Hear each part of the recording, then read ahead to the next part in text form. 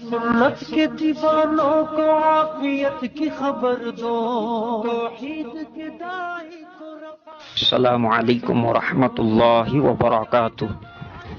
بھائی جاوید صاحب پونا والے دامت برکاتہم نے پرانوں میں بہت ہی اہم باتیں ارشاد فرمائی ہیں۔ آپ تمام حضرات پورے بیان کو دھیان و توجہ کے ساتھ میں سنیں اور ان تمام باتوں پر عمل کرتے ہوئے نقل و حرکت کے ذریعے سے پوری امت تک پہنچائیں۔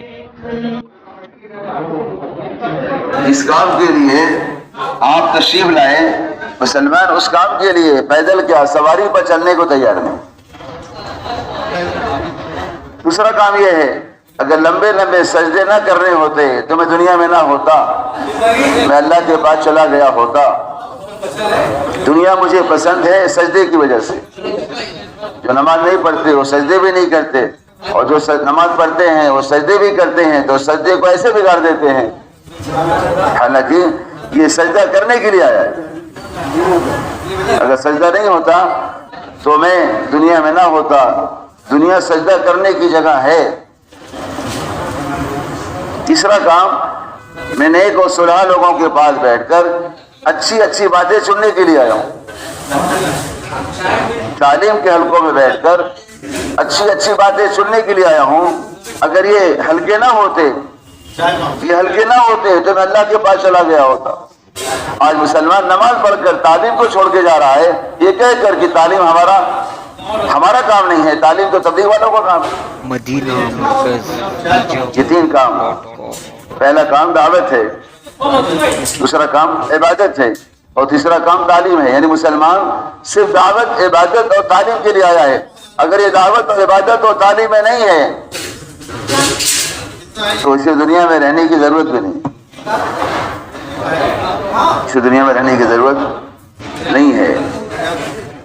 یہ تین کام ایسے ہیں، دعوت، عبادت اور تعلیم، یہ تین کام ایسے ہیں جو باطل کے نشانوں پر ہیں، اور باطل نے ایک ساتھ تینوں کاموں پر حملہ کیا، دعوت پر، عبادت پر، تعلیم پر، مراکز پر، مساجد پر، مدارس پر، ایک ساتھ۔ باطل کی نگاہ ان تین کاموں پر ہے، اور مسلمان ان تینوں کاموں سے اوجھل ہے۔ باطل کی نگاہ ان تین کاموں پر ہے اور مسلمان اس سے بہت دور ہے۔ اگر مسلمان ان تین کام پر نہ ہوگا تو مسلمان کی کوئی اہمیت بھی نہیں ہے۔ مسلمان کی اہمیت، اس کی قیمت جو کچھ ہے ان کاموں کی وجہ سے۔ اگر دعوت میں ہے، عبادت میں ہے، تعلیم میں ہے تو اس کی اہمیت ہے اور اس کی حفاظت ہے، اس کی حفاظت ہے۔ یہ تین کام ایسے ہیں کسی بھی حال کے آ جانے پر یہ کام چھوڑے نہیں جا سکتے۔ اگر بقول مولوی صاحب رحمۃ اللہ علیہ کے اگر یہ تین کام کسی حال پر آنے پر، کسی حال کے آ جانے پر چھوڑ دیے جائیں گے تو ان تین کاموں پر اس سے برے حالات آئیں گے۔ یہ بات ہے، یہ تین کام ایسے ہیں جس کو مسلمان اپنے مسجدوں میں، اپنے علاقوں میں چھوڑ رہا ہے۔ یہ تین کام ایسے ہیں کہ صحابہ کرام نے میدان قتال میں بھی ان کاموں کو نہیں چھوڑا ہے، میدان قتال میں بھی ان کاموں کو نہیں چھوڑا ہے۔ یوشع بن نون اللہ کے راستے میں، عصر کی نماز کا وقت ہو گیا، داعی عبادت کے لیے بے چین ہو جاتا ہے، پریشان ہیں، اللہ سے درخواست کر رہے ہیں، التجا کر رہے ہیں، اللہ نماز پڑھنا بھی آپ کا حکم ہے اور آپ کے بندوں کو آپ کی طرف بلانا بھی آپ کا حکم ہے، دونوں احکامات آپ کے ہیں۔ اگر اس حکم کو پورا کروں تو یہ رہ جائے اور اس کو پورا کروں تو یہ رہ جائے۔ اگر عصر کی نماز پڑھوں تو دشمن حملہ کر دے، اور اگر دشمن سے مقابلہ کروں تو عصر کی نماز چھوڑ جائے، کروں کیا؟ پریشان ہے۔ ہم ٹرینوں میں، پلینوں میں، سفر میں نماز قضا کر دیتے ہیں، وہاں میدان قتال دشمن ایک دم سوار ہے، سر پر سوار ہے، ننگی تلواروں کے سائے میں ہیں، ننگی تلواروں کے سائے میں ہیں، اور عصر کی نماز کی ایسی فکر ہے۔ اللہ سے دعا کریں، اللہ یہ سورج بھی معمور ہے اور ہم بھی معمور ہیں، فرق اتنا ہے سورج ہماری خدمت میں ہے اور ہم آپ کی خدمت میں ہیں۔ سورج ہماری خدمت میں لگا ہے اور ہم آپ کے کام میں لگے ہیں۔ سورج کو یہی روک دیجئے جب تک عصر کی نماز نہ پڑھ لیں، سورج یہاں سے نہ جائے۔ اللہ نے سورج کو حکم دیا، سورج ان کے لیے رکا رہا۔ ایک شخص کی یا ایک شخص کی جماعت کے لیے سورج رکا رہا اور سورج جب یہ دشمن سے فارغ ہوئے کہ سورج آگے گئے. اس لیے کہ دعوت اور عبادت یہ دو اعمال ایسے ہیں، اگر ان دو اعمال کے بغیر ہم ہیں تو اللہ کی مدد کے بغیر ہیں. دعوت اور عبادت کو جمع کرنا غیبی نصرتوں کے نزول کے ہونے کا، نازل ہونے کا ذریعہ ہے.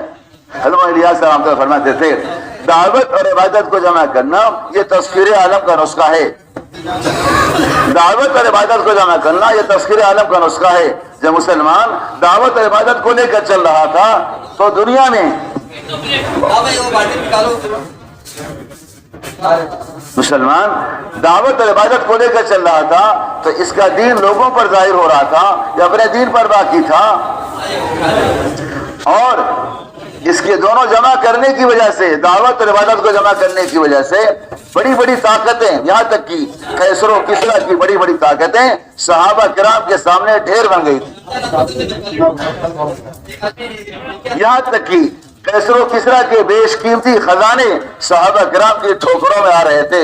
یہاں تک کہ صحابہ قیصر و کسریٰ میں رہنے والی شہزادیاں صحابہ کرام کی باندیاں بن رہی تھی. یہاں تک کہ قیصر و کسریٰ میں رہنے والے شہزادے صحابہ کرام کے غلام بن گئے.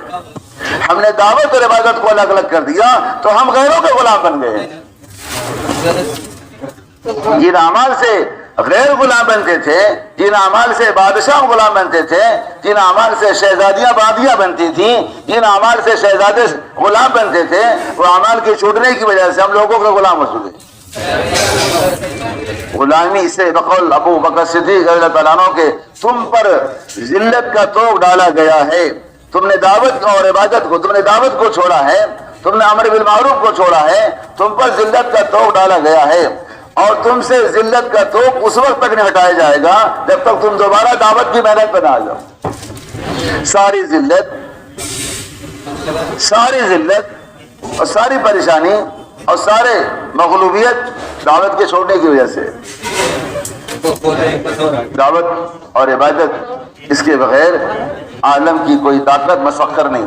مسلمان کبھی بھی اغیار کے مقابلے میں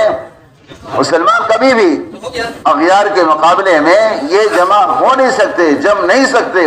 دعوت اور عبادت کو جمع کیے بغیر کبھی بھی اپنے دین پر استقامت حاصل کر نہیں سکتے. دعوت اور عبادت کو جمع کیے بغیر کبھی بھی اپنے دین کی اہمیت اور اپنے دین کی قیمت اس کے اندر پیدا نہیں ہوتی. دین کی اہمیت، دین کی قیمت اور دین کی ترقی اور دین کی حفاظت تو ان دونوں کو جمع کرنے سے. مدینہ مسلمان تین کام کے لیے آیا ہے. بقول موجودہ حضرت کے دعوت سے نکلو عبادت میں آؤ، عبادت سے نکلو تعلیم میں آؤ، تعلیم سے نکلو دعوت میں جاؤ. اس کے علاوہ جو جماعتیں اللہ کے راستے میں روانہ کی جاتی ہیں ان کو یہی ہدایت دی جاتی ہے ہمارا وقت دعوت میں لگے، ہمارا وقت عبادت میں لگے، ہمارا وقت تعلیم میں لگے. اس کے علاوہ نہ لگے، اس کے علاوہ نہ لگے. اگر اس کے علاوہ لگ رہا ہے تو ہمارا وقت فراغت میں لگ رہا ہے، ہمارا وقت فراغت میں لگ رہا ہے. اور فراغت انسان کی معصیت کا دروازہ ہے. سارے باطل کے داخل ہونے کی راہیں فراغت ہیں، سارے باطل کے داخل ہونے کی راہیں فراغت. حضرت مولانا یوسف صاحب فرماتے تھے اگر ہر ایمان والا اپنا فارغ وقت مسجد کو دینے والا بن جائے تو باہر کے باطل کو اللہ ختم کر دے. باہر جو باطل ہے مسلمانوں کے مسجد کو وقت نہ دینے کی وجہ سے، باہر کے باطل کو ہم ختم نہیں کر سکتے. ہم ختم کرنے جائیں گے تو خود ہی ختم کر دیے جائیں گے. ہم ختم کرنے کے لیے زبان سے اظہار بھی نہیں کر سکتے. اللہ ختم کرے گا ان اعمال کے ذریعے سے جن اعمال کے ذریعے سے صحابہ کرام کے زمانے میں اللہ نے باطل کی کمر کو توڑ کر رکھ دیا، باطل کی کمر کو توڑ کر رکھ دیا. اس لیے کہ دعوت کی حیات باطل کی موت ہے، دعوت کی حیات باطل کی موت ہے. اور باطل مرنے کو تیار نہیں، باطل کو زندگی چاہیے. تو ساری دنیا کا باطل اپنے اپنے اختلافات کے باوجود دعوت کے مقابلے میں ایک پلیٹ فارم پر ہے. مسلمان آپس سے متحد نہیں ہے. جہاں مسلمان آپس سے منتشر ہے، جہاں مسلمان آپس میں منتشر ہے وہیں اہل باطل آپس میں آپ اپنے اختلافات کے باوجود باطل حق کے مقابلے میں دعوت کے مقابلے میں متحد ہیں۔ فرماتے مولانا صاحب رحمۃ اللہ علیہ جیسے اہل باطل آپس کے انتشار کی وجہ سے آپس کے افتراق کی وجہ سے اہل حق کا نقصان نہیں پہنچا سکتے، ایسے اہل حق بھی آپس کے افتراق کی وجہ سے باطل کا مال بیکا بھی نہیں کر سکتے۔ صاف بات ہے، یہ بات ہے۔ فرماتے تھے مولانا رحمۃ اللہ علیہ اپنی ذات سے پورے دین پر چلنے والا، اپنی ذات سے پوری شریعت کی پابندی کرنے والا، اپنی ذات سے سنتوں کی اتباع کرنے والا دیندار تو ہو سکتا ہے لیکن دین کا مددگار نہیں ہو سکتا۔ دیندار ہونا اور بات ہے، دیندار ہونا اپنی ذات کے لیے ہے اور دین کا مددگار ہونا یہ امت کے لیے ہے۔ دین کا مددگار وہ ہے جو اپنے دین کے ساتھ ساتھ لوگوں کو دین کے لیے آمادہ کرے، جو اپنی نماز کے ساتھ ساتھ لوگوں کو نماز کے لیے آمادہ کرے۔ اگر یہ علماء نے لکھا ہے اگر اپنی ذات سے دیندار ہے اور اپنی ذات کی اصلاح کی فکر کر رہا ہے، اگر دوسروں کی دین کی فکر نہیں کر رہا ہے، ان کی اصلاح کی فکر نہیں کر رہا ہے، کبھی بھی اس کے ایمان اور اعمال کی تکمیل نہیں ہو سکتی۔ ایمان اور اعمال کی تکمیل نہیں ہو سکتی، اس لیے کہ علماء نے لکھا ہے گشت کے بغیر ایمان کی تکمیل نہیں ہوگی، گشت کے بغیر ایمان کا معیار قائم نہیں ہوگا، گشت کے بغیر ایمان کامل نہیں بنے گا۔ گشت صرف تبلیغ والوں کے لیے نہیں ہے، مسلمان اگر گشت کے بغیر ہے تو اس کے ایمان کی تکمیل نہیں ہو سکتی۔ علماء نے لکھا حضرت مولانا بدر عالم صاحب میرٹھی رحمۃ اللہ علیہ نے ترجمان السنہ کتاب لکھی حدیث کی، جس میں کنتم خیر امتی کی تفسیر میں لکھا ہے لوگ سمجھتے ہیں اسلام میں ایمان کا معیار یہ ہے کہ سجدوں کی کثرت سے پیشانی پر نشان پڑ جائے، یہ اسلام میں ایمان کا معیار نہیں ہے۔ لوگ سمجھتے ہیں روزوں کی کثرت سے ہونٹوں پر خشکی آ جائے، یہ اسلام میں ایمان کا معیار نہیں ہے۔ لوگ سمجھتے ہیں زکوٰۃ وقت پر دے دی جائے اور اسلام میں ایمان کا معیار قائم ہو جائے، زکوٰۃ کو وقت پر دینے کے باوجود اسلام میں ایمان کا معیار قائم نہیں ہوگا۔ اسلام میں ایمان کا کمال یہ ہے کہ دو اہم فریضے امر بالمعروف اور نہی عن المنکر، یہ دو اہم ایسے فریضے ہیں، ان فریضوں کی ادائیگی کے بغیر اسلام میں ایمان کا معیار قائم نہیں ہوگا۔ اور یہ دو فریضوں کی ادائیگی کا طریقہ قیامت تک کے لیے واحد طریقہ گشت ہے، گشت کے بغیر یہ دو فرائض ادا نہیں ہوں گے اور یہ دو فرائض کی ادائیگی کے بغیر ایمان میں کمال نہیں پیدا ہوگا۔ مدینہ مرکز بیجاپور۔ گشت کے بغیر گشت واحد طریقہ ہے، گشت واحد طریقہ ہے، دو فریضے جس کو ہم فریضہ نہیں سمجھتے۔ بھلائی کا حکم کرنا فریضہ ہے، برائی سے منع کرنا فریضہ ہے۔ بقول حضرت کے صرف یہ کہنا آؤ نماز کے لیے، یہ امر بالمعروف کے فریضے کی ادائیگی کے لیے کافی نہیں ہے۔ صرف یہ کہہ دینا شراب مت پیو، صرف یہ کہہ دینا جھوٹ نہ بولو، صرف یہ کہہ دینا دھوکہ مت دو، یہ نہیں منکر کی فرائض کی ادائیگی کے لیے کافی نہیں ہے، بلکہ آمادہ کرنے سے مراد یہ ہے جس کو آپ نماز کی دعوت دے رہے ہیں اس کو نماز کی حالت میں لا کر کھڑا کرنا۔ شرابی کو شراب کے نشے سے، شراب کے اڈے سے، شراب کی حالت میں، اب تو شراب کے علاقوں میں جانے کو اس لیے ہم نفرت کرتے ہیں، حالانکہ نفرت گناہ سے ہو، نفرت گناہگار سے نہ ہو، کیونکہ جس سے آپ نفرت کر رہے ہیں جو گناہ کر رہا ہے وہ ایسا ہے جو کسی کھڈے میں یا کسی گڑھے میں گر گیا ہو۔ گڑھے میں گرے ہوئے کو نکالنا یہ ہماری ذمہ داری ہے، جب سمندر میں ڈوبنے والے کو نکالنا ہماری ذمہ داری ہے، گڑھے میں نکلنے والوں ڈوبنے والوں، گڑھے میں گرنے والوں کی نکالنا ہماری ذمہ داری ہے، آگ میں جلنے والوں کو آگ سے نکالنا یہ ہماری ذمہ داری ہے۔ ایک مسافر کا لوٹا ہے اور کوئی چور لوٹے کو لے جا رہا ہے، ہم نماز کی حالت میں ہیں، نماز کو مؤخر کر کے ایسا مسافر ہے جو نابینا ہے، اس کے لوٹے کے بچانے کی ذمہ داری ہماری ہے۔ ایک نابینا آدمی ہے، سامنے کنواں ہے اور وہ جا اس کو پتہ نہیں ہے، ہم نماز میں ہیں، نماز کو مؤخر کرو، نابینا آدمی کو کنویں سے بچاؤ۔ گناہ سے نفرت ہو، گناہگار سے نفرت نہ ہو۔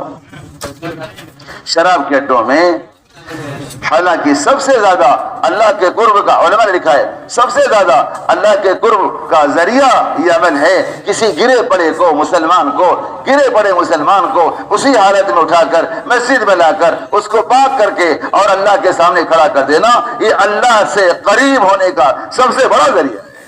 مسلمان اس سے بہت دور ہے، اللہ سے قریب ہونے کا سب سے بڑا ذریعہ ہے، سب سے بڑا ذریعہ ہے۔ یہ دو فریضے ہیں، ان دو فریضوں کی ادائیگی کے بغیر یہ امت افضل امت نہیں ہو سکتی۔ یہ امت افضل امت اس لیے کہا گیا کہ یہ دو فریضے ادا کر رہی ہے۔ یہ دو فریضے، اگر دو فریضے ادا نہیں کر رہی ہے تو صرف نام سے افضل امت ہو جانا یہ کافی نہیں ہے، بلکہ افضل امت ہونا تو کام سے ہے، اور یہ نام سے ہے۔ نام کوئی چیز نہیں ہے، کام یہ ہے ہر ایمان والا روزانہ ان دو فریضوں کی ادائیگی کرے، بھلائی کا حکم کرے، برائی سے منع کرے، مسجد کے ماحول میں لا کر اعمال سے گزارے، مسجد کے اعمال سے گزارے، اعمال مساجد سے گزارے۔ یہ اس کے بغیر ہماری ایمان کی تکمیل نہیں ہوگی۔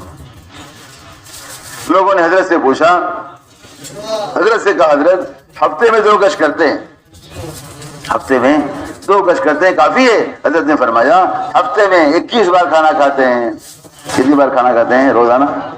جی روزانہ 3 بار، ہفتے میں 21 بار جسمانی غذا لیتے ہیں جسم کو طاقت پہنچانے کے لیے 21 بار، اور روحانی غذا لیتے ہیں روح کو طاقت پہنچانے کے لیے کتنی بار؟ ہفتے میں 2 بار نہیں، بلکہ روزانہ کا عمل، روزانہ مسجد میں اعمال زندہ کر کے گھر گھر جا کر فرد پر جا کر لوگوں کو منکرات کے ماحول سے نکال کر معروفات کے ماحول میں لانا، یہ ہمارا حقیقی مشغلہ ہے، یہی ہمارا اصل مشغلہ ہے۔ اس کے بغیر جس دن بقول مولانا یوسف رحمۃ اللہ علیہ کے جس دن کام کرنے والا ایک دن اگر یہ دعوت نہ دے، ایک دن یہ اللہ کی توحید نہ بیان کرے، ایک دن یہ گشت کے لیے نہ پھرے، اور بغیر گشت کے اور بغیر دعوت کے جب عبادت میں آ جائے تو عبادت میں اس کو لذت حاصل نہ ہو۔ عبادت میں لذت گشت کی وجہ سے ہے، عبادت میں لذت دعوت کی وجہ۔ بقول مولانا الیاس صاحب رحمۃ اللہ علیہ فرماتے تھے جب تک ہر ایمان والا سالانہ کام والا نہیں، پرانا ساتھی نہیں، ہر ایمان والا جب تک ہر ایمان والا سالانہ 4 مہینہ اللہ کے راستے میں پھرنے کو زندگی کا حصہ نہ بنا لے، کبھی بھی ایمان کی حلاوت چکھ نہیں سکتا۔ ایمان کی حلاوت گشت سے ہے، عبادت میں لذت گشت سے ہے، ایمان میں کمال گشت سے ہے، اعمال میں کمال گشت سے ہے۔ گشت ایمان اور اعمال کی تکمیل کے لیے، گشت کے چھوٹنے سے ایمان اور اعمال میں کمی پیدا ہوتی ہے۔ سارے ایمان میں جو ذوق پیدا ہوتا ہے، اعمال میں جو سستی پیدا ہوتی ہے، عبادت بوجھ بن جاتی ہے، عبادت سر کا بوجھ بن جاتی ہے گشت کے نہ کرنے کی وجہ سے، دعوت کے نہ دینے کی۔ فرماتے ہیں رحمۃ اللہ علیہ گشت کے لیے 2 نمازوں کے اوقات کو فارغ کرنا، گشت کے لیے 2 نمازوں کے درمیان کے اوقات کو فارغ کرنا، یہ آنے والی نماز میں کمال پیدا کرنے کے لیے۔ اگر گشت کے بعد اگلی نماز میں کمال نہیں ہے تو سمجھ لیں گشت میں کمی ہے۔ گشت میں کیا ہے؟ کمی ہے۔ اللہ کا فضل ہے، اللہ نے ہمارے صوبے کی پہچان مقامی محنت سے کرائی۔ اس صوبے کو لوگ ملکوں میں پہچانتے ہیں کہ یہ مقامی اعمال والا صوبہ ہے، مقامی اعمال والا۔ اللہ نے مقامی اعمال کے ذریعے سے ایسا تاریخی اجتماع کرا دیا اس سرزمین پر کہ اس صوبے کی پہچان اب بڑے اجتماع سے ہو گئی۔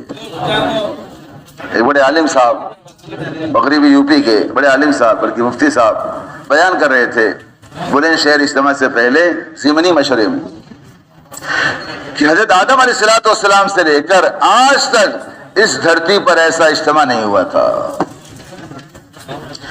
اس دھرتی نے ایسا اجتماع نہیں دیکھا تھا، آسمان والوں نے بھی ایسا اجتماع نہیں دیکھا تھا، زمین والوں نے بھی ایسا اجتماع نہیں دیکھا تھا۔ اللہ نے یہ اجتماع کرا کے ثابت کر دیا کہ چاہے جتنی کوشش کر لیں، جتنی محنت کر لیں، اگر مقامی محنت نہیں ہے تو آپ بڑا اجتماع نہیں کر سکتے۔ کرنے والوں نے کوشش کیا۔ اورنگ آباد کے اجتماع کو دیکھ کر جتنے اجتماعات ہوئے، میں کسی کا نام نہیں لیتا، کسی کی تحقیر بھی نہیں ہے، ان کی ہر ایک کی کوشش تھی کہ ہمارا اجتماع اورنگ آباد سے بہتر ہو، ہمارا اجتماع، ہمارے اجتماع کی پنڈال، ہمارے اجتماع کی جماعتیں اورنگ آباد کی جماعتوں سے زیادہ ہو جائیں، ہمارے ہاں مجمع زیادہ آ جائے، ہمارا پنڈال بڑھ جائے۔ کوشش کرنے والے کوشش کرتے رہے، لیکن کوشش میں ناکام رہے۔ یہ ثابت ہو گیا کہ اگر بڑا اجتماع کرنا چاہتے ہو تو ہنگامی محنت سے نہیں ہوگا، کس سے ہوگا؟ مقامی محنت سے ہوگا۔ حضرت نے اجتماع کے بعد جب نظام الدین جانا ہوا، بیان کرنے والوں کی بڑی سزا ہے کہ ان کو پنکھے کے بغیر رکھا جاتا ہے۔ میں جہاں جاتا ہوں یہی بولتا ہوں اور دیکھتا بھی ہوں، پنکھا ہی نہیں جی لے لیں، اچھی بات۔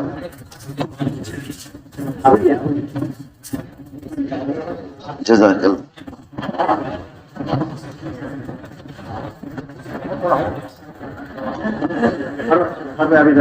بس ٹھیک ہے، اب آپ گرمی میں آ گئے، آپ لوگ گرمی میں آ گئے۔ تو بات یہ چل رہی تھی کہ اجتماع جب ختم ہوا، نظام الدین کی حاضری ہوئی، صوبے کا مشورہ تھا، صوبوں کا مشورہ تھا، تو کارگزاری کے لیے ہمارے ساتھی جب کھڑے ہوئے تو جو گئے تھے موجود ہیں، انہوں نے سنا ہوگا، حضرت روتے ہوئے کھڑے ہو گئے مجمع کے سامنے اور کہا ان کی کارگزاری تو ان کا اجتماع ہے، اس سے کیا کارگزاری لے گو، کیا کارگزاری لوگے؟ ان کا اجتماع ان کی کارگزاری کی دلالت کرتا ہے۔ پھر حضرت نے فرمایا ان کی محنت میں ایسی جاذبیت تھی، ان کی محنت میں ایسی کشش تھی کہ ملک کا ملک کھینچ کر آ رہا تھا۔ ابھی پرسوں اورنگ آباد کے امیر صاحب کی عیادت کے لیے گئے، اللہ انہیں شفاء کاملہ عاجلہ مستمرہ دامہ نصیب فرمائے، فرمانے لگے 140 ممالک کے لوگ اجتماع میں آئے تھے۔ کتنے؟ 140 کے۔ پھر یہ بھی فرمایا کہ بعض لوگ کسی مغالطے کے شکار ہو گئے، بعض لوگ کسی افواہ کے چکر میں پڑ کر اجتماع میں شرکت نہیں کر سکے، یہ کہہ کر یہ ہمارا اجتماع نہیں ہے، نہیں جانا ہے۔ جب اجتماع کے بعد کارگزاری سننے لگے تو آج تک پچھتا رہے ہیں اور آج تک رو رہے ہیں کہ اتنے بڑے اجتماع سے محروم رہ گئے۔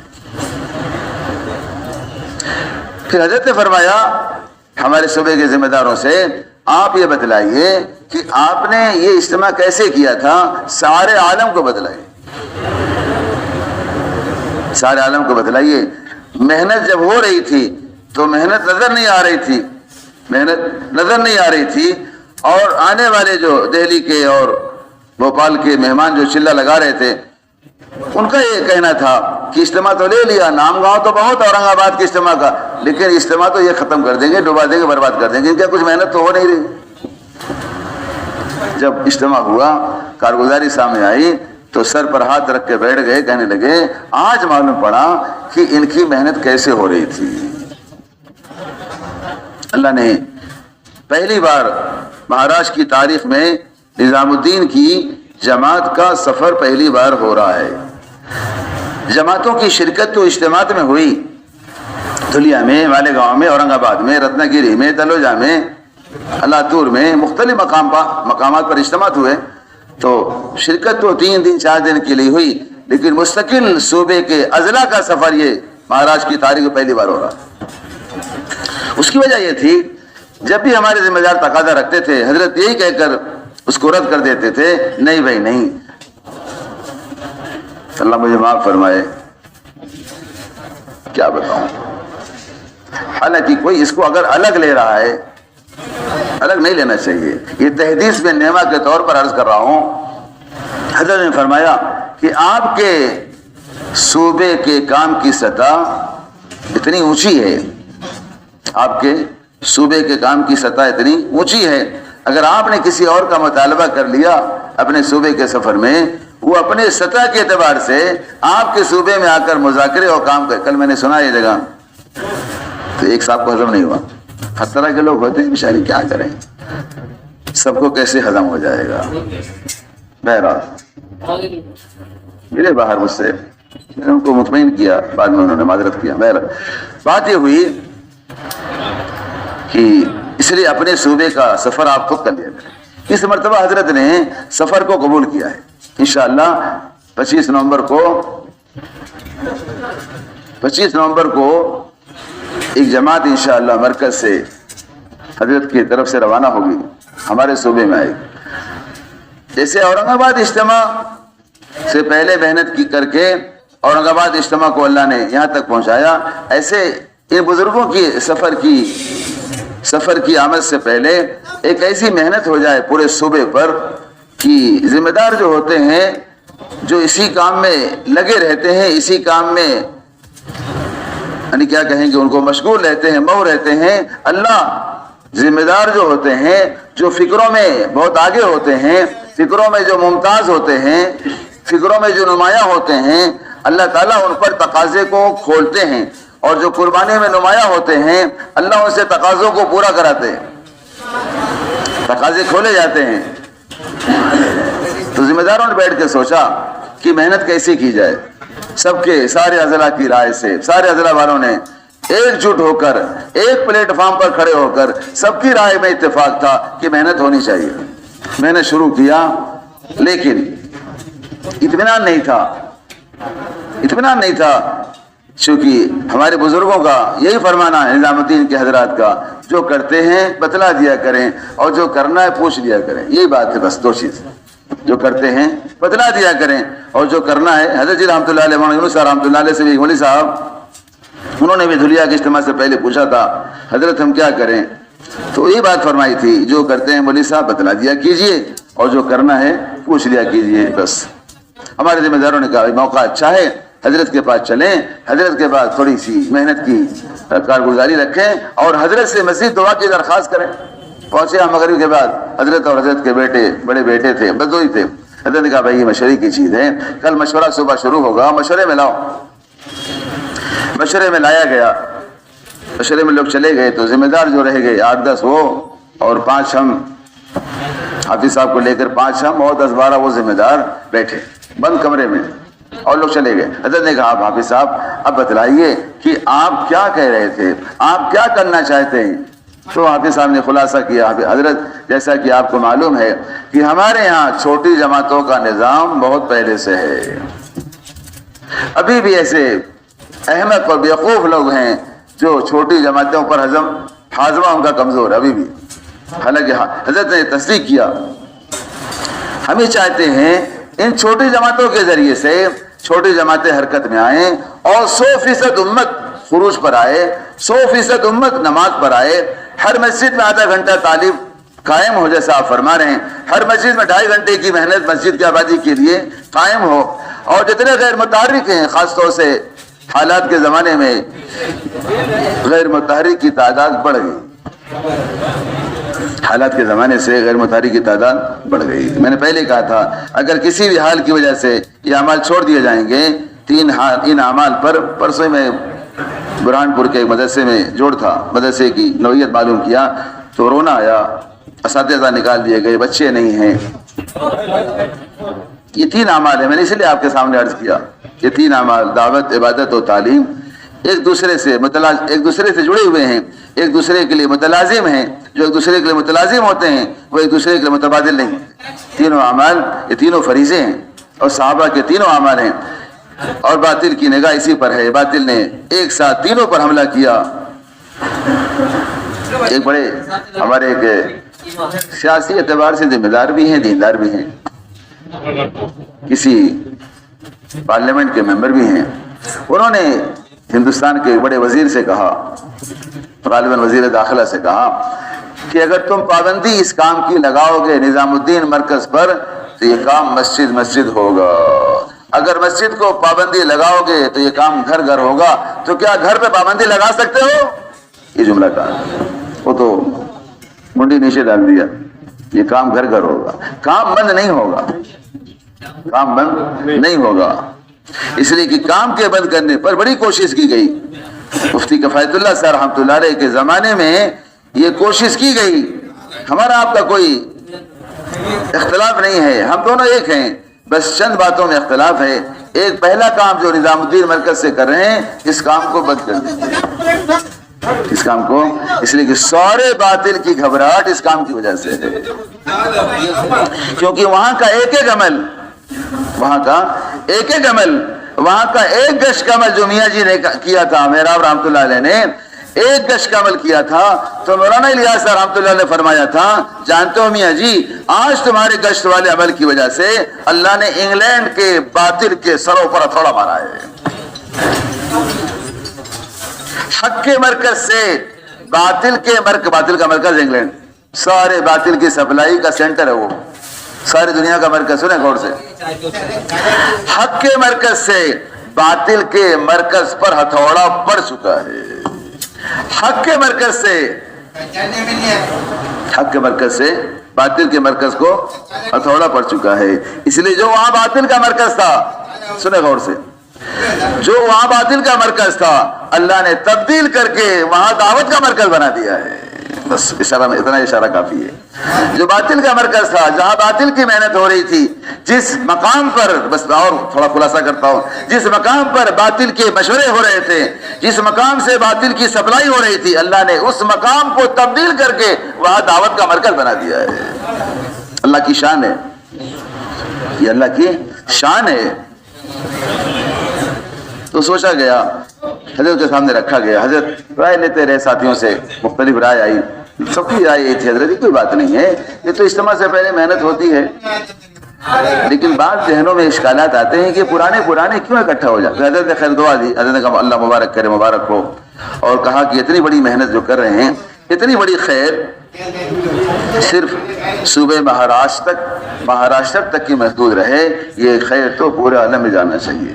آپ غور کیجئے, اب آگے سنیے. حضرت مولانا یوسف رحمۃ اللہ فرماتے تھے, ایک میاں ایک بیوی, ایک بیوی ایک شوہر, یعنی ایک جوڑا میاں بیوی بند کمرے میں ایک دوسرے کو دعوت دے رہے ہیں, ایک دوسرے کو دعوت دے رہے ہیں. اللہ اس بند کمرے کی دعوت کو سارے عالم میں پہنچاتا ہے. آگے فرماتے تھے, ایک میاں ایک بیوی ایک گھر کی شہر دیواری کے گوشے میں رہتے ہوئے اللہ کے دین کی فکر کر رہے ہیں, کس طرح اللہ کا دین زندہ ہو جائے. اللہ اس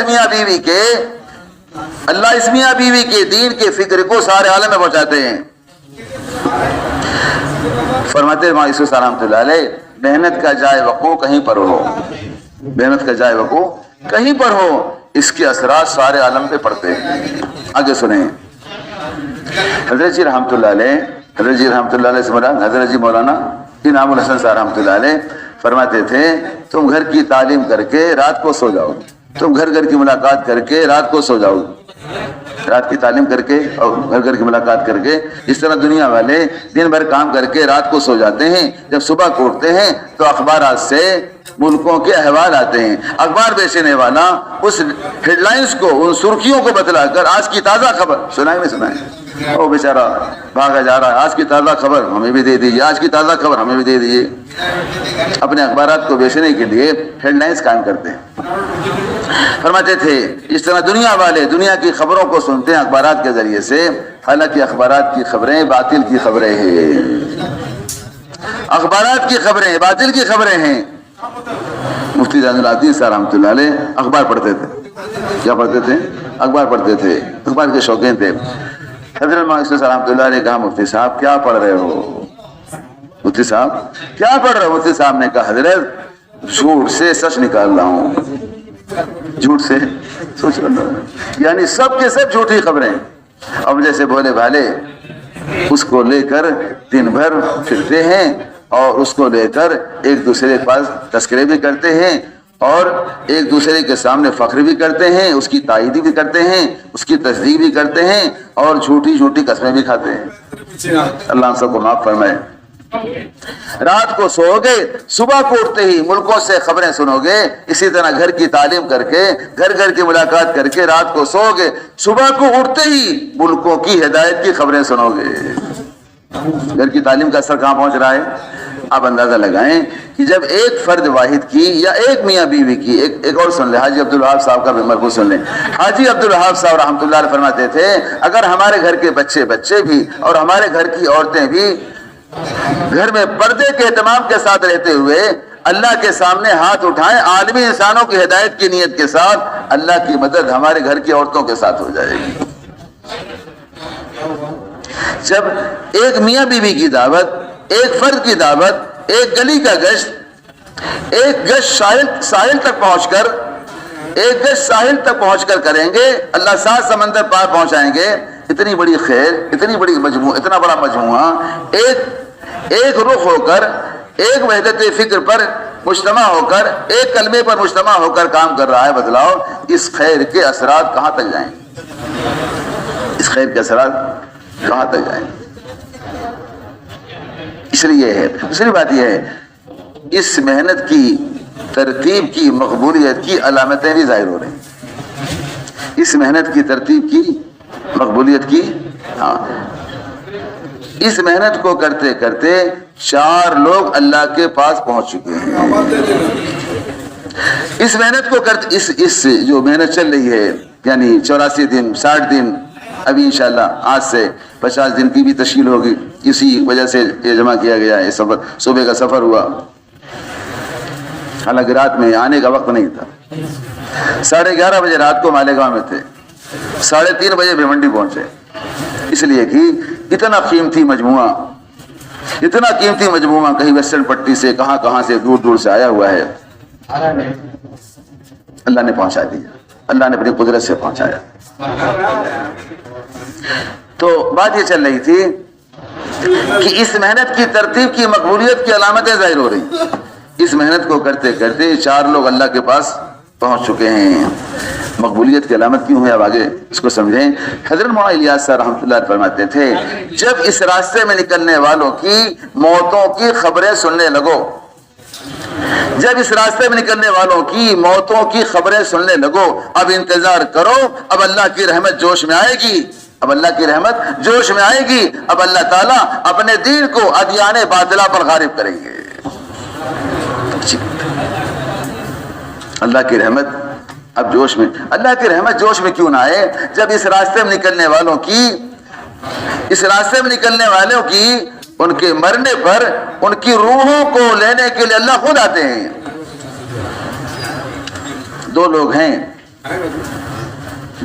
لوگ ہیں باقی سارے لوگوں کی روح کو لینے کے لیے، حتیٰ کہ فرشتوں کی روح لینے کے لیے، حتیٰ کہ اولیاء کی روح لینے کے لیے، حتیٰ کہ دیندار کی روح لینے کے لیے کون آتا ہے؟ فرشتے آتے ہیں۔ لیکن 2 لوگ ہیں، ایک ملک الموت اور ایک وہ جماعت جو کسی سمندر پر سفر کرے، ساری بحروں جانے والی جماعتیں سمندر سے ہوتی ہوئی جا رہی ہیں، سمندر پر سفر کرے، اگر اس کا انتقال ہو جائے تو اس کی روح کو لینے کے لیے فرشتے نہیں آتے، اللہ خود آتے ہیں۔ اللہ انڈونیشیا والے کہنے لگے حضرت ہمارے یہاں 18,000 جزیرے ہیں، بعض جزیرے ایسے ہیں جو بڑے خطرناک ہیں، جان کا خطرہ ہے، ہمارا پہنچنا مشکل ہے۔ حضرت نے فرمایا جو جماعت جزیروں سے گزرے، عجیب فضیلت ہے، جو جماعت جزیروں سے گزرے، جزیروں کے اس کے اوپر سفر کرے، اگر اس کا انتقال ہو جائے تو اس جماعت کی روح کو قبض لینے کے لیے اللہ خود آتے ہیں۔ انڈونیشیا والے کہنے لگے حضرت ہم ہر جزیروں میں جانے کو تیار ہیں، ہم ہر جزیروں میں جانے کو تیار ہیں۔ اس کے لیے ایک محنت سوچی گئی، میں پہلے عرض کر رہا تھا کہ اجتماع تو ہوا اورنگ آباد کا، اس سے پہلے جو محنت ہوئی، اجتماع کامیاب ہونے کے بعد کسی ایک نے بھی یہ نہیں کہا کہ آپ نے یہ محنت کس سے پوچھ کے کیا تھا۔ میری بات ذرا بری لگے تو معاف کرنا، آپ نے محنت کس سے پوچھ کے کیا؟ چھوٹی جماعت کہاں سے لے کر آئے؟ کسی نے چھوٹی جماعت پر کوئی تنقید نہیں کی، کسی نے سوال، بس کیسے محنت کیا آپ نے۔ میں وہی کہہ رہا تھا، اللہ مجھے معاف فرمائے، جس کے ذہنوں میں چیز ہے، آپ کے یہاں تو اللہ کا فضل ہے، بعض علاقوں میں ایک ضلع میں ابھی 3 دن پہلے مذاکرے میں بہت ساری بات آئی، فوراً میسج آیا کہ سارے اشکالات دور ہو گئے، ہم سب محنت کرنے کو تیار ہیں۔ اللہ کے بندے، اشکال دیکھو، دعوت ایک ایسا چمن ہے، دعوت ایک ایسا چمن ہے، اس چمن میں دو قسم کے لوگ آتے ہیں. جیسے دعوت، جیسے چمن میں خنزیر بھی آتی ہے اور چمن میں شہد مکھی بھی آتی ہے، دونوں اپنی اپنی چاہت کے مطابق آتے ہیں. خنزیر کو خنزیر کی غذا ملتی ہے، خنزیر کو خنزیر کی غذا ملتی ہے، اور شہد کی مکھی کو شہد کی مکھی کی. بس یہ ایسا چمن ہے، ہر قسم کے لوگ آئیں گے. لیکن اشکال جو ختم ہوتے ہیں بقول مولانا یوسف رحمۃ اللہ علیہ کے، مجاہدے کے بقدر مشاہدہ ہوتا ہے، مجاہدے کے بقدر مکاشفہ ہوتا ہے. جو مجاہدے میں نہیں ہیں انہیں مکاشفہ کیسے حاصل ہوگا؟ جو مجاہدے میں، جو میدان میں نہیں ہوتے وہی اعتراض کرتے ہیں. حضرت جی رحمۃ اللہ علیہ کے پاس خط لکھا انگلینڈ والوں نے، ہمارے ہاں کچھ پڑھے لکھے لوگ ہیں اعتراض کرتے ہیں، ہم کیا کریں؟ حضرت نے جواب دیا، اتنا وقت اللہ کے راستے میں لگوا دو، اعتراض کرنا چھوڑ دیں. سنیں آگے. لوگ پہنچے حضرت قاری محمد طیب صاحب رحمۃ اللہ علیہ، جو دارالعلوم دیوبند کے بڑے محتمم تھے، جنہیں بڑے بڑے القاب سے نوازا گیا. فاتح بمبئی بھی کہا گیا، اسلام کا حکیم بھی کہا، حکیم الاسلام کہا گیا. مولانا الیاس رحمۃ اللہ فرماتے تھے قاری صاحب میری زبان ہے، اسے قاری صاحب حضرت مولانا الیاس رحمۃ اللہ علیہ کی زبان بھی کہا گیا. لوگ پہنچے حضرت کے پاس، حضرت ہم کام کرتے ہیں، بعض لوگ اعتراض کرتے ہیں. ہم کام کرتے ہیں، بعض لوگ، ہم کیسے کام کریں؟ حضرت فرمایا تم کام کرتے رہو، وہ اعتراض کرتے رہیں. تم کام کرتے رہو، کل قیامت قائم ہوگی، کل قیامت قائم ہوگی، اللہ تعالیٰ کی طرف سے آواز لگائی جائے گی، کام کرنے والے ادھر کھڑے ہو جائیں، اعتراض کرنے والے ادھر کھڑے ہو جائیں. تم کام کرنے والوں میں شمار کیے جاؤ گے، وہ اعتراض کرنے والوں میں شمار کیے جائیں گے. وَامْتَازُوا الْيَوْمَ أَيُّهَا الْمُجْرِمُونَ، آج امتیاز ہوگا کون کام کرنے والے، کون اعتراض کرنے والے، کون معترض ہیں، کون معترف ہیں. کرتے رہو. اس لیے کہ ہم کسی کے اعتراض کا جواب نہیں دیتے. حضرت کے پاس لوگ آئے، حضرت اتنے اعتراض ہو رہے ہیں، اتنے اشکال ہو رہے ہیں، آپ جواب نہیں دیتے. حضرت نے فرمایا ہماری خاموشی ہمارا جواب ہے، ہماری خاموشی ہمارا جواب ہے. جو کام حق ہوتا ہے اس کا جواب نہیں دیا جاتا. پھر فرمایا اگر کوئی اپنے جواب کو فرشتوں کے جواب سے بہتر سمجھے گا، اپنے جواب کو فرشتوں کے جواب سے بہتر سمجھے گا، وہی کسی کا جواب دے گا. جب تک ہم جواب نہیں دیں گے ہماری طرف سے فرشتہ جواب دے گا. جو چاہے اللہ کی مدد ہمارے ساتھ ہو، جو اللہ کی تائید چاہتا ہے، فرشتوں کی تائید چاہتا ہے، وہ خاموش رہے. جو خاموش ہوتا ہے اس کی طرف سے اللہ کے فرشتے لڑتے ہیں. اللہ اکبر. تو بات یہ ہوئی 40 دن کی جماعت 60 دن کے لیے کیوں جا رہی ہے؟ چلا چل رہا تھا، یہ 60 دن کہاں چل رہا ہے؟ سنیں غور سے. ایم پی والے کہنے لگے ہماری جو جماعتیں وادی جاتی کشمیر جاتی ہیں، چلے کی جماعتیں 60 دن کے بعد واپس. کس کی ہمت پوچھنے کی ہے؟ ہمارے یہاں مستورات کی جماعت تنزانیہ سے آئی، عورتوں کی جماعت 2 ماہ کے لیے آئی، 7 مہینے کے بعد واپس ہوئی، اور 7 مہینے کے بعد جا کر 4 مہینے کی بچی اپنے ساتھ لے کر گئی. مستورات حمل سے تھی، بچی پیدا ہوئی، اس کا عقیقہ ہوا، بچپنا گزرا اس کا، 7 مہینے کے بعد گئی. کتنی جماعتیں؟ تھائی لینڈ کی، فلپائنس کی، انڈونیشیا کی، ملیشیا کی، 4 مہینے کے لیے آئی، 1.5 سال تک جیلوں میں رہ کر 1.5 سال کے بعد گئی. 1.5 سال کے بعد گئی. حضرت مولانا یوسف رحمۃ اللہ فرماتے تھے رمضان کے 30 روزوں کی تکمیل شوال کے 6 روزوں سے ہوتی ہے. ہوتی ہی نہیں ہوتی ہے. رمضان کے 30 روزوں کی تکمیل عمل کر لیتے ہیں، لیکن عمل کی تکمیل کے لیے نہیں سوچتے. جیسے مسافہ کرنا سلام کی تکمیل ہے، بعض لوگ سلام کر لیتے ہیں، مسافہ نہیں کرتے. سلام کی تکمیل کیسے ہوگی؟ حدیث میں آتا ہے مسافہ کرنا سلام کی کیا ہے؟ تکمیل ہے. مسافے کے بغیر سلام کی تکمیل نہیں ہوتی. عمل کر لیا، روزہ رکھ لیا، روزے کی تکمیل کیسے ہوگی؟ جب 30 دن کے اعمال کی تکمیل 6 دن زیادہ لگانے سے ہوتی ہے، تو 40 دن کے اعمال کی تکمیل 8 دن لگانے سے ہوگی. 8 دن. صحیح روایت ہے جو کوئی 40 دن تک اخلاص کے ساتھ اس طرح نماز پڑھے کہ اس کی تکبیر الاولیٰ فوت نہ ہو، اس کو 2 پروانے ملتے ہیں، ایک جہنم سے بری ہونے کا اور دوسرے، علماء نے لکھا ہے 199 نماز تو پڑھ لیا تکبیر اولیٰ کے ساتھ، اگر ایک نماز رہ گئی تو یہ پروانہ ملنے والا نہیں ہے. کتنی تعلیم چھوٹتی ہے, کتنا گز چھوٹتا ہے چلے میں, کتنے انفرادی اعمال چھوٹتے ہیں. چلہ اعمال کا ہے, چلہ کس کا ہے؟ اعمال کا ہے. تو اگر 40 دن کے بجائے 48 دن کا چلہ لگایا گیا, جو جماعت بیرون جاتی ہے اس کے لیے ہندوستان میں 15 دن عملی مشق کرائی جاتی ہے. کتنا دن نعمان بھائی, کتنے دن؟ 15 دن. بیرون جانے سے پہلے مشق کر کے جاؤ.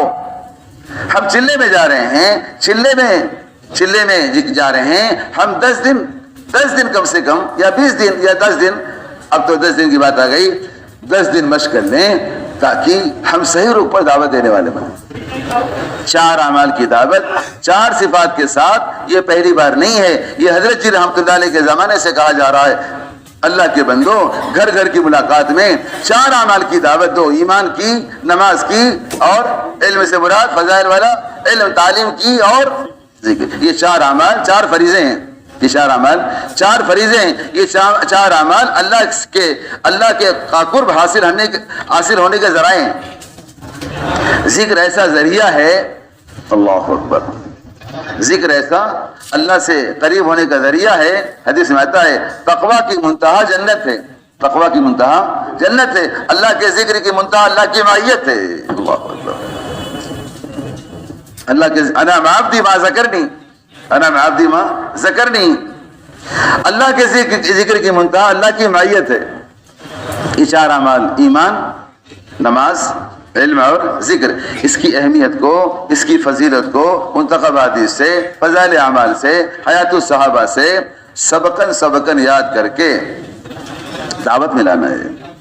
کیونکہ جب متکلم قرآن حدیث کی بات کو دعوت میں لاتا ہے اور اپنی ذات کو سامنے رکھ کر دعوت دیتا ہے, تو سب سے پہلے متکلم کے دل میں قرآن کا, حدیث کا نور اتر جاتا ہے.